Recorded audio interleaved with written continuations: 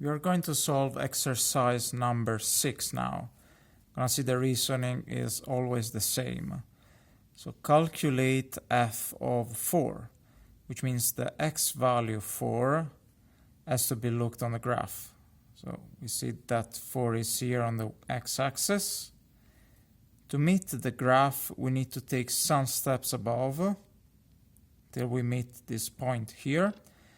The corresponding y value of this point is 2.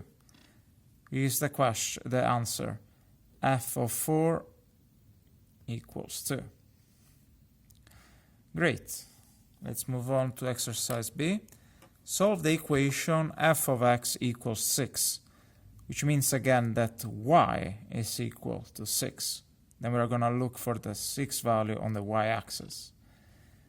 Which means here, need to take some steps to the right to meet the graph here. We see that the corresponding x value for that height is 2, which means the answer to this question is x equals 2. All right. Question C. Calculate f of 0. Again, this 0 means that we have to look at it from the x-axis perspective, and we are interested in the y value when x is 0, which means we have to take some steps above, not to the left or right. We have to go up till we meet this familiar point 2, which means that f of 0 is equal to 2. When x is 0, the corresponding y value is 2 for this green curve. All right, let's see the last question. Solve the equation f of x equals 5. Reminder, this means that y is 5. This is the y-axis, the vertical one. 5 is here.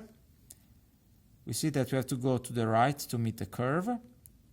And we meet it first in this point, which has the x value of 1. So we know that at least one solution is x equal to 1.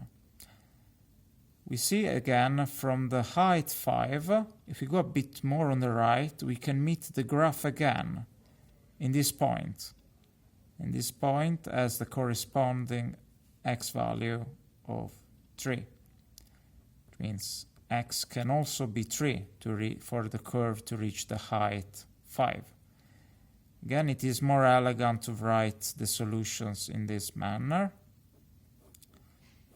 And as a reminder, when we solve this kind of equation or we answer this kind of question, there can be multiple answers, multiple x's that answer to these questions.